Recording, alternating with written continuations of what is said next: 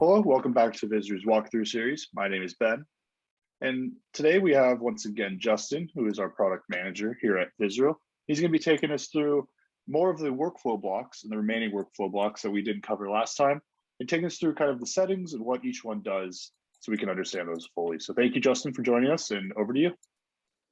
Awesome. So today I'm going to cover, the blocks that we have discussed in previous videos, and then provide some quick review of blocks we've already discussed.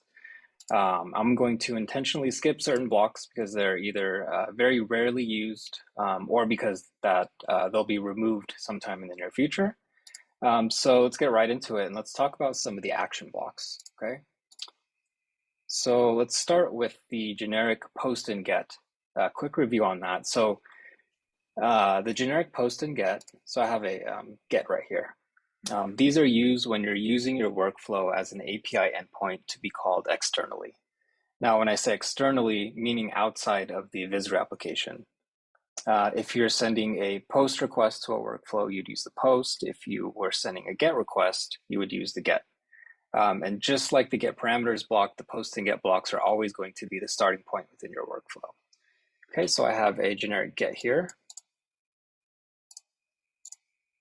Save that, and we'll get into Postman over here. So I have this workflow, you can see right here, and we'll say get. So this is the workflow right here, JC test 2, and we'll go ahead and execute it. All right, and as you can see, this is the output from the workflow, and we're not returning anything. Okay, so there's two blocks we can use to return output whenever you're using a workflow as an API endpoint. So first would be the return block. Okay, so the return block allows you to return data in a workflow, and the block has two options. So if we get inside here, we can either specify a file or text. Okay, so we can either return a file or text as output from this workflow. And if we were to do text, for example, we could say hello world, save and close. Now, if we run the workflow, we'll see that output is hello world, right?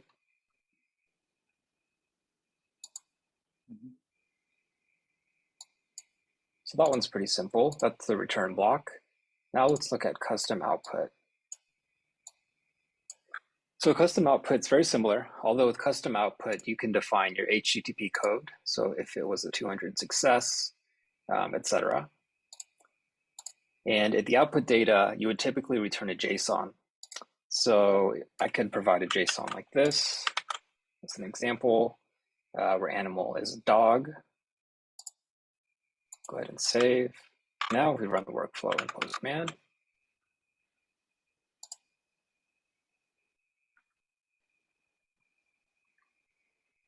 Oh shoot, give me 1 second. What happened here?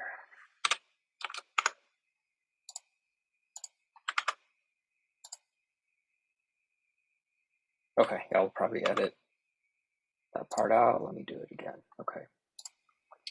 So the custom output is similar to the return, although with the custom output, you can define your status code, 200, 400, 500, etc. And then your output data. Now, typically this would be JSON. So if we check out the output from the workflow now, we can see that we do in fact get a JSON, and it has the variable animal, which has the value dog, okay?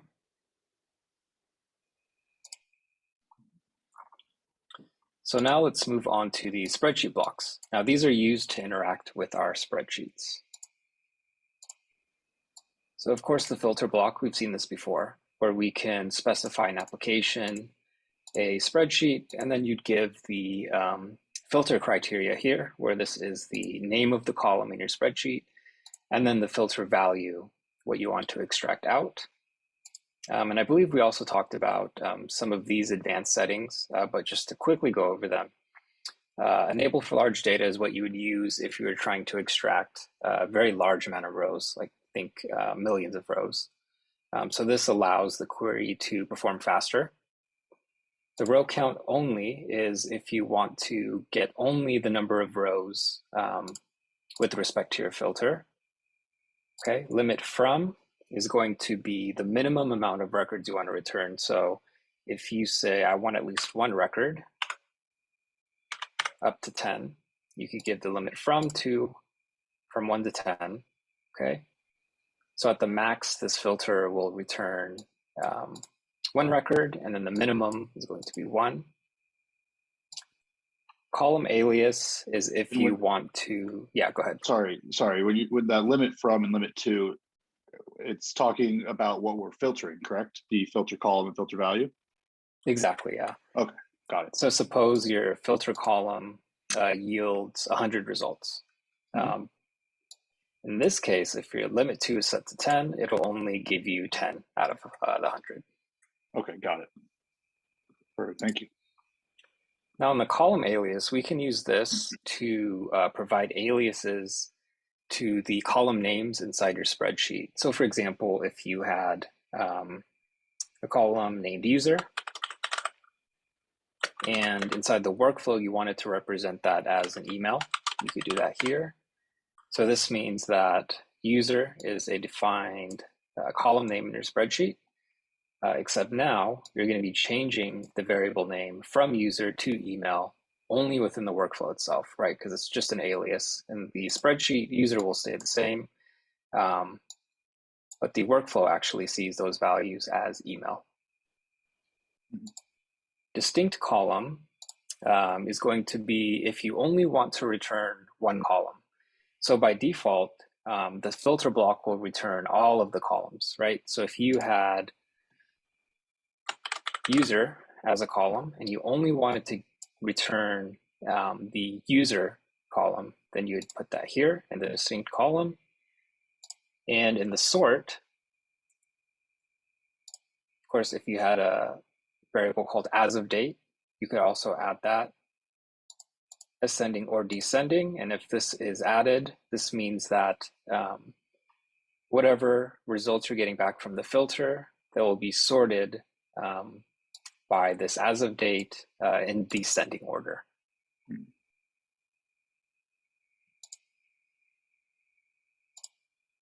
All right, so let's get to the spreadsheet insert.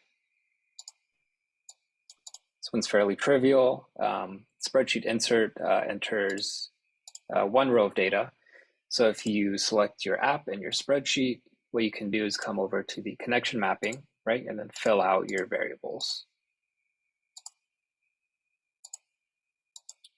So my task list spreadsheet, I have a bunch of columns. If I wanted to add a new row, I could go ahead and do that here and then provide the source variables and apply them to my target, okay? Now the insert or update, very similar to an insert block. The difference here is that you can specify a column filter, and if one or more rows exists based on that filter, then we'll simply update the row with the values in the connection mapping. If the filter does not find anything, or if it doesn't find at least one row in the spreadsheet based on your criteria, then it will add a new row. Okay, so that's insert or update. So that's essentially with that one block, like you said, if it's looking for that one, in that case, it would be updating that row. But then if it doesn't find that, then it's being inserted. So that's that insert or update. Exactly, yeah. So to give a quick example, let's say we had a user column in our spreadsheet, and our filter value was justin@vizru.com. So when this block runs, first it'll look in the spreadsheet and look in the user column and say, okay, do I have any value here called justin@vizru.com? If it does not, then we create a new record, right? In that case, we're going to be inserting. If this record already exists, where user equals Justin, then we'll simply update this existing record.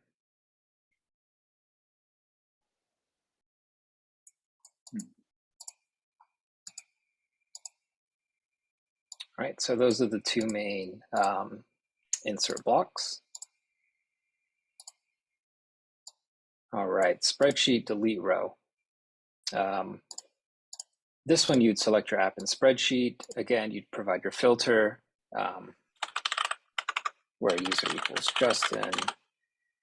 Now with this, this will delete any rows where in the user column, we have a value, justin@vizru.com. It could be the case where you have multiple rows in your spreadsheet where this is true. And in that case, it can delete all of those rows as well, right? So it can, at a minimum, delete one row, the maximum, however many rows you have where this condition holds true. Okay. All right, so the increment column, we spoke about this one earlier, but just to review, you can increment a column of your choice. So let's say maybe you have a spreadsheet that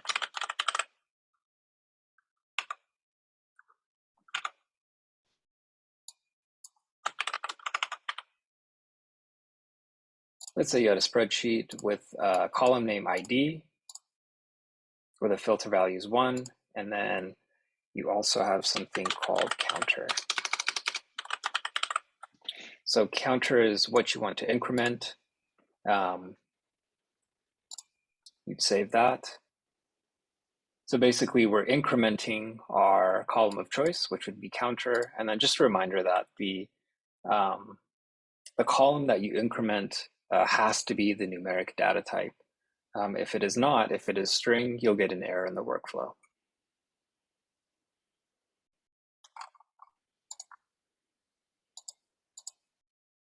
All right, so that's it for these spreadsheet blocks. Now let's move on to the custom blocks. Okay, so I made a workflow here already to demonstrate some of these. So let's first look at the array extract block, okay? So the array extract block is used to create an array. So remember, an array is just a data structure in which we can store a collection of variables. And suppose you had a list. Here in the set variable, I defined a list right here where I have cat, dog, and bird, okay? So I have a list of animals, and if we wanted to turn this list into an array, we would use the array extract block, okay? So inside here, two parameters that are required, the regular expression and then the data selector. So the data selector, this one's easy. This is just what variable you want to use. So vars.list is my list of animals, put that there. And then the regular expression here, I wrote a simple regular expression to extract the contents inside that are word characters. Okay, so now if we run the workflow, we see the vars object has a variable called list, cat, dog, and bird. Now in the array extract block, this transforms that list into an array. Okay, and then with this, we can feed this into a child workflow, this array, and then iterate over each of the indexes, cat, dog, and bird.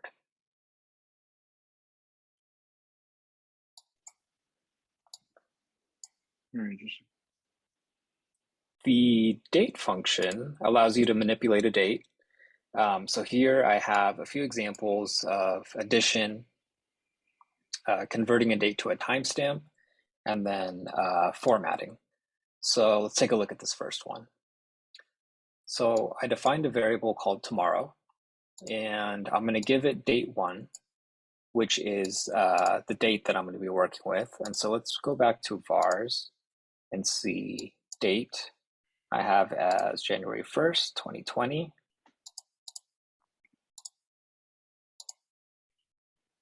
So this is going to be January 1st, 2020. And what we're going to do is specify an action, addition, give it an interval 1 day, and give it an input and output format. So as you could see, or as you saw in the variable block, this is the format, month, day, year. And if we want to maintain that same output, we just find it here and select that, okay? So that basically what this is saying is take this date, add one date to it, okay? Second, I have a timestamp variable, which takes the date again. No action required. All we're doing is taking the this date and then converting it to a timestamp. So again, my input is month, day, year, except now the output is going to be a timestamp, which we'll see in a second. And then the formatting, same thing. Take the same date, month, day, year input, and then year dash month dash day as the output format, okay? And that output is being outputted as a UI or? Oh, we'll see it in a second here. So Okay. if I run this workflow, so let's click in the date block and let's check this out. So my first one, I said add one day to my original date. And so this is January 2nd, 2022. So we can see that added a day. The timestamp took that day and then converted it to a Unix timestamp. And then the formatting, remember how my original date was 1/1/2022? We actually changed the format here where we gave it a year, a month, and the day.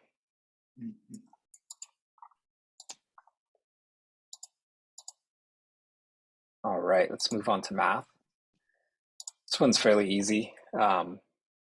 I'm just taking a number I defined in my vars object, and then I'm adding 5 to it, subtracting 5, multiplying, and then dividing by 5. So if we look into vars, we see I have a variable called number, which is 20. So let's go ahead and take a look at the log and look into math. So 20 plus 5 is indeed 25, minus 5 is 15, and then we have the multiplication and division outputs here as well. So the math block is fairly straightforward. Now the string block, very powerful block, lets you do a lot of different things. You can use regular expressions in this block to extract, match, or replace values. You can turn a string into all uppercase or all lowercase, get the length of a string, and many more options here that you can do against a string. But let's take a look at some of the examples I did. So let's first look into vars, and I have a variable called string, and it's going to say hello world 2020. So that's my string I'm working with. Okay, so I defined a variable here called upper, and what I want to do is take that string, vars.string, and put it all uppercase. The length, so this is the length of the string, right? How many characters are in that string? We use string length for that one. Now the next 3 are regular expressions. So here, if I wanted to extract that year, remember our string was hello world 2020. If I wanted to extract that year, I would use regex-e for extract, and then I'd give it a pattern. I'd basically say, get me any digits inside that string. And then the offset would be your capture group. So if you work with regular expressions, you know that you typically have capture groups if you're trying to extract values or match values. So here I have one capture group that captures any amount of digits. Let's say that we had a second capture group right here, and we only wanted the second capture group. Then we could say, instead of 1, the offset would be 2.0.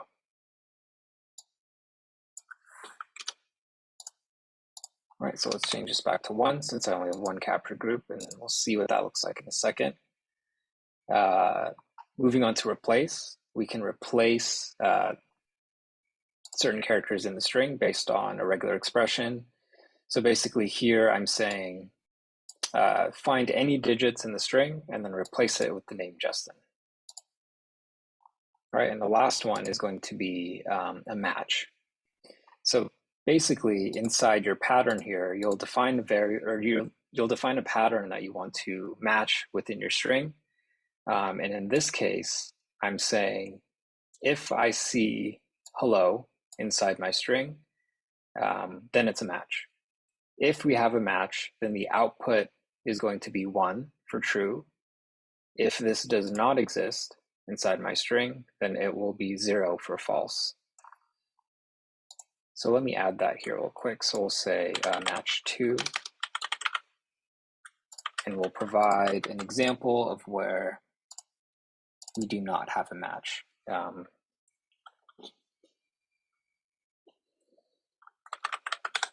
Vizru. So we'll look for Vizru inside vars.string, and we'll see what that output looks like. All right, so let's go ahead and test. All right. Okay, so remember, my original string here was hello world 2020, and then we did certain actions to manipulate it. So here I changed the entire string to uppercase, hello world 2020. I had got the length of the string, which is 16 characters. I extracted this year right here using a regular expression to extract certain value out of the string. The replace, I looked for any digits inside the string and then replaced it with my name. So 2020 was replaced with Justin. The match, remember we were looking for the word hello, and hello indeed is inside our source string. So it's going to be 1 as the output for true. And then our match 2, we said, look inside the string and see if you see anything called Vizru. And in this case, it did not. So output would be 0 for false.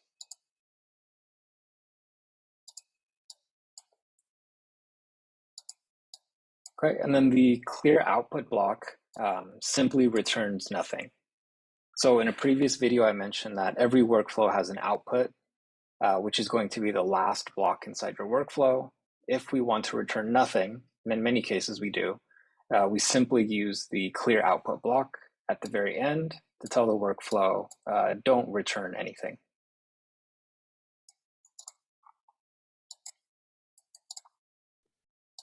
Awesome.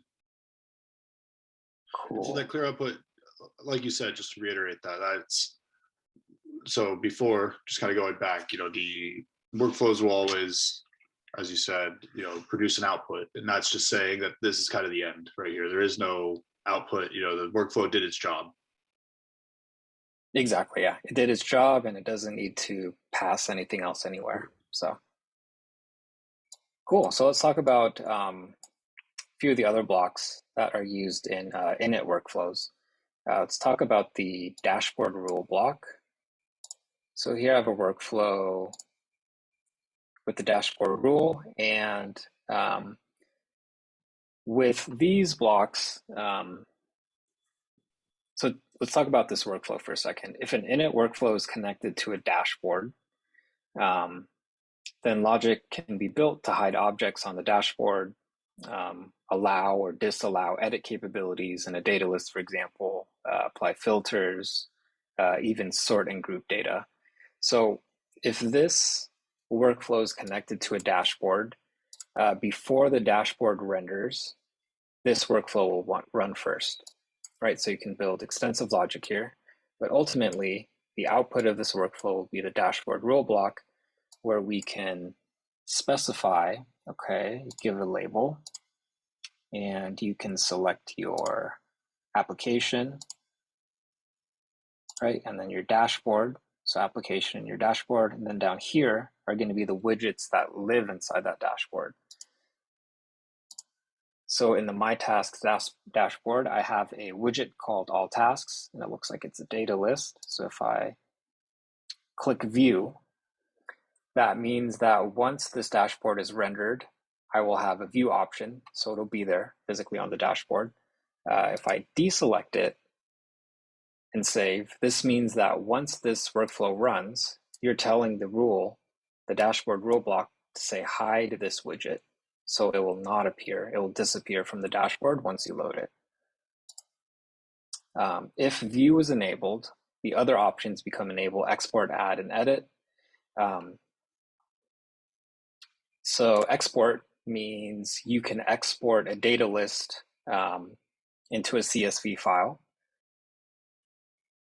Add means that you can add a new record into the data list. And then edit means you can open up a form and you can edit the values inside and save. Okay. Now, if we click on that down arrow, we can get even more specific. We have where clauses, where you can say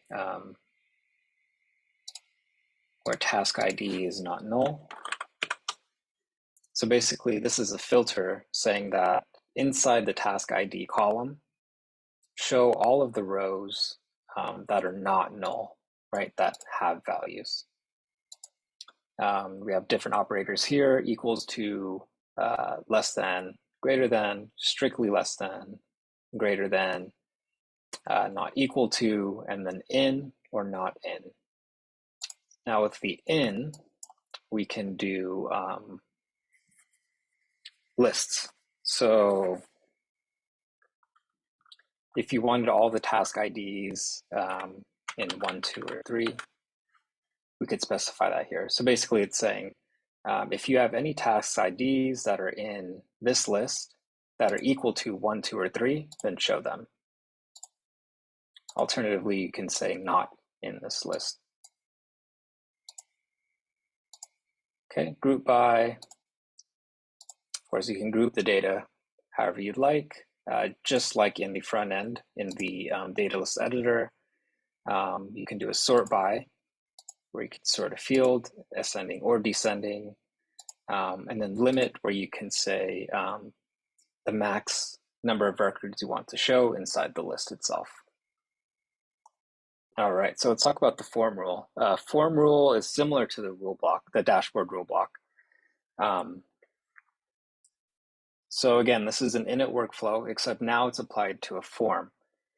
So the init workflow, the form init workflow will run before the form is rendered, right? And this is where you would write your logic. And each section can be manipulated here. So if we took a look inside of this one, we've first chosen a form called invoice form from an app called OCR Invoice Parser. And we can manipulate different sections. So we have 2 sections here, one called invoice, one called account info. And these are defined as you create your form. So inside the invoice detail section, it looks like we have a few fields: token ID, invoice date, invoice number, and due date. Now with each of these fields, you can make them, you can show them, hide them, make them read-only, or do a sub-filter, which allows you to provide default values either in free-form text or a drop-down menu. Right, so all these options are available at the field level as well as the section level. The default, you can show the section, you can hide the section. So those are the 2 different sides. The left drop down for that invoice would be the which level is that? Which level of detail were you saying? That's at the let's see.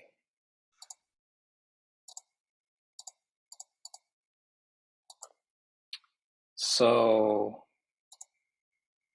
okay, so we have 2 sections here. The invoice, this would be your tab. So this is your first tab, this is your second tab. Now within the tab, you can have little sections within one tab. Now this particular form has 5. So it has invoice details, invoice from. So in these sections, there are different data points. So inside the amount section, let's see what's in there. All right, looks like we have a set of data points. Invoiced from, another set, right? So basically we can say this whole section, let's just hide it. Or we can show it and only hide certain sections or certain fields within the form, right?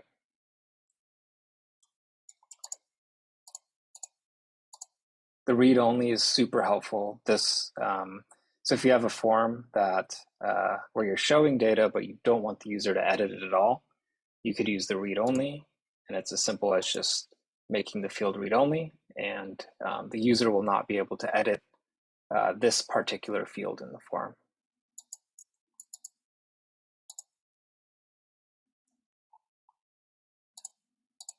Okay, so again, these are the tabs. So it looks like there's 2 tabs, invoice, account info.